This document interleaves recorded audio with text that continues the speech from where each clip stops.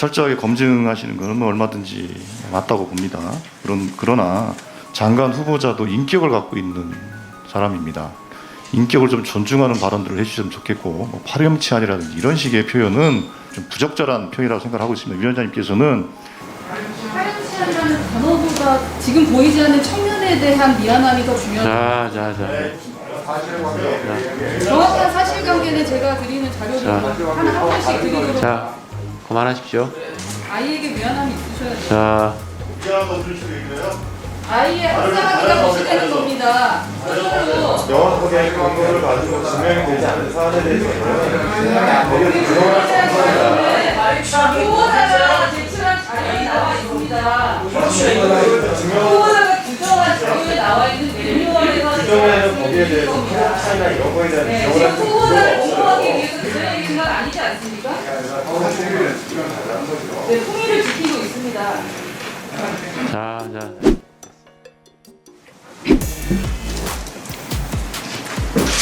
선서 공직 후보자인 본인은 양심에 따라 숨김과 보탬이 없이 사실 그대로 말할 것을 맹서합니다. 네, 후보자님. 지금 본인하고 남편 논문 표절 논란 있는 거는 이미 언론 보고 알고 계시죠? 예, 그 부분에 대해서는 뭐 문제가 없다는 입장인데 같은 입장이십니까? 네. 네.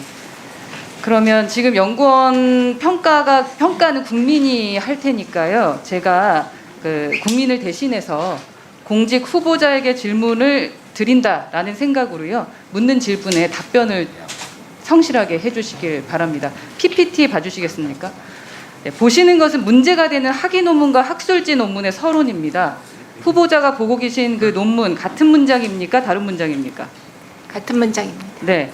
이거 다음은 학위 논문과 다른 학술지 논문의 서론입니다. 보고 계신 두 문장 같습니까? 다릅니까? 네, 같죠? 예, 다음도 볼게요. 이건 본론 부분입니다. 보고 계신 문장 같은 문장입니까? 다른 문장입니까? 같습니다. 예, 수식은 같습니까? 다릅니까? 같습니다. 네, 같습니다. 이 논문에서도 마찬가지고요. 그리고 결론입니다. 왼쪽은 학위 논문의 결론이고요. 오른쪽은 서로 다른 두 학술지 논문의 결론입니다. 먼저 핑크색 부분 좀 보시면요. 여기도 사실 같은 내용이죠. 읽지 않겠습니다.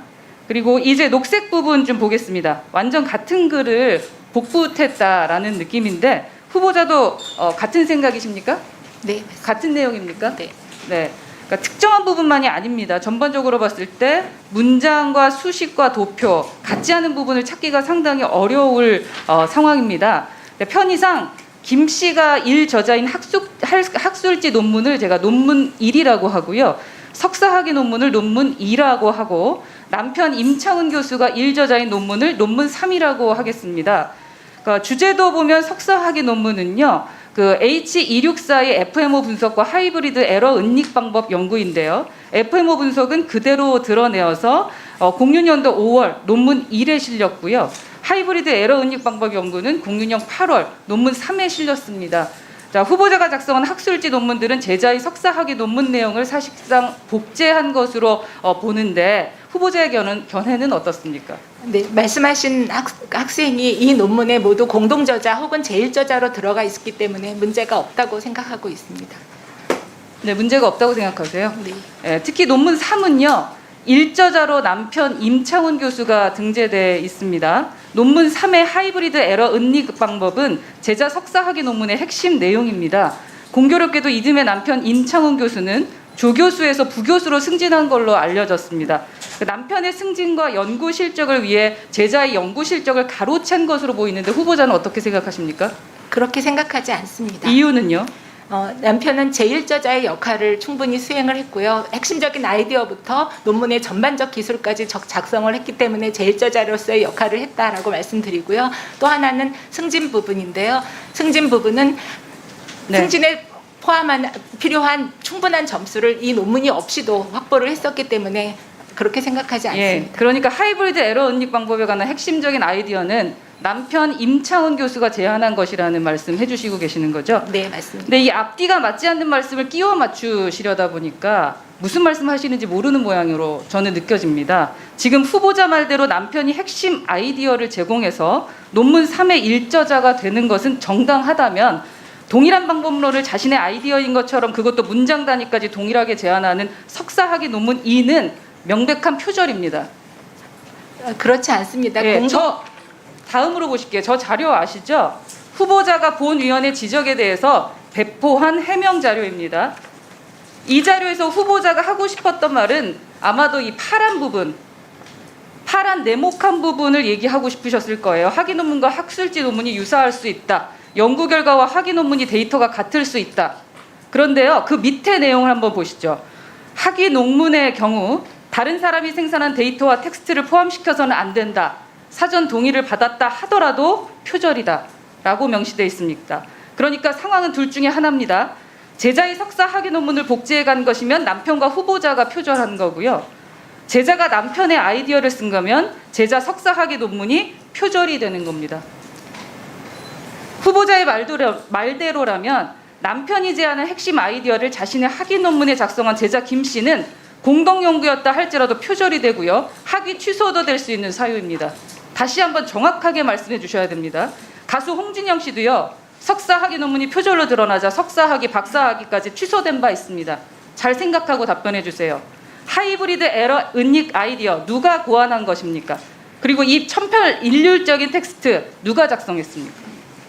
남편이 제1저자인 남편이 아이디어를 제시하고 논문을 작성했습니다. 그러나 다시 한번 말씀드리지만 다른 사람이라는 개념은 정확하게 정의될 필요가 있는 것 같습니다. 제자의 표절을 인정한 겁니다. 지금 공동 연구자 표절 간의 논문을 지도하고 승인한 점을 인정한 겁니다. 과기부 장관으로서 자질이 있다고 생각하십니까? 공동 지금 연구자 제 간의 생각 말씀드릴게요. 시간 때문에. 2002년도에 이화여대 정보통신학과 조교수로 임명된 후보자는요. 비슷한 시기에 역시 조교수로 임명된 남편과 마찬가지로 연구 실적이 필요했습니다. 그래서 후보자는 2005년도 말에 제자가 연구한 내용의 앞단을 학술지에 등재시켜준다는 명목하에 정작 핵심적인 내용은 달치해서 남편의 이름으로 학술지에 게재했습니다. 그리고 후보자는 2006년, 남편은 2007년 부교수로 승진했고요. 후보자는 정교수까지 승진해서 테뉴어까지 받았어요. 올해는 NST 이사장을 단지 3개월만 하시고 장관까지 하겠다고 인사검증대에 서셨습니다. 근데 그래놓고 이제 와서 과기부 장관이 되려는 욕심 때문에 제자의 논문을 표절 논문으로 만든 겁니다. 지금 떠넘기기 하신 거고요. 청년에게 미안하지도 않습니까? 본인이 장관 되는 게 더 중요하다는 얘기죠. 장관 욕심 때문에 이렇게 하는 후보자가 조국 교수와 다를 게 뭐가 있습니까? 가슴에 손을 얹고 이야기해 주셨으면 좋겠습니다. 장관 후보자로서 도덕적 결격 사유 충분하고요. 장관뿐만 아니라 NST 이사장도 되지 말았어야 할 파렴치한 인사입니다.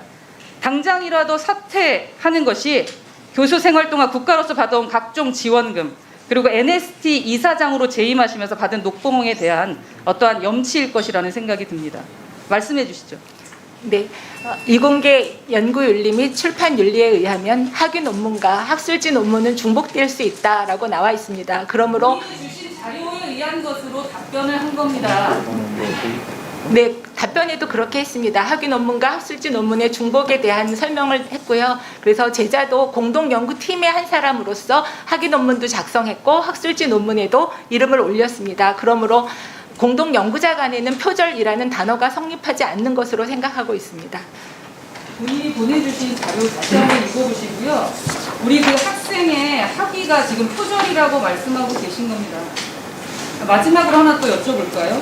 지금 논문 표절 의혹을 제기한 언론들이 있는데요. 그 언론들도 법적 대응하실 겁니까? 그 부분은 좀 더 살펴봐야 될 것 같습니다. 네, 청년들에게 부끄럽지 않은 그런 어른이 되어주셨으면 좋겠습니다. 장관보다 더 중요한 것이 있지 않습니까? 이상입니다. 네. 네, 의사님 말하십시오. 예, 그 장관 후보자에 대해서 철저하게 검증하시는 것은 뭐 얼마든지 맞다고 봅니다.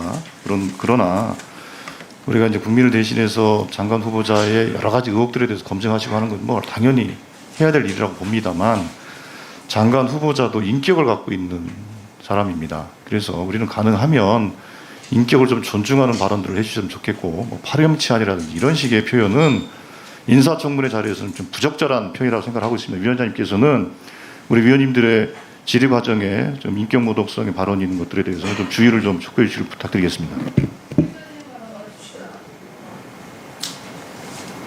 파렴치한이라는 단어보다 지금 보이지 않는 청년에 대한 미안함이 더 중요하다. 정확한 사실관계는 제가 드리는 자료를 하나 한 번씩 드리도록. 자, 그만하십시오. 네. 어찌됐든지, 자, 아이에게 미안함이 있으셔야죠. 자, 미안하다 어떤 식으로 얘기해요? 아이의 학사하기가 무시되는 겁니다. 그리고 명확하게 근거를 가지고 증명이 되지 않은 사안에 대해서는 후보자가 제출한 자료에 나와 있습니다. 증명하는 과정 아니에요. 증명하는 과정에서 이걸 미리 이렇게 규정하는 것 같습니까?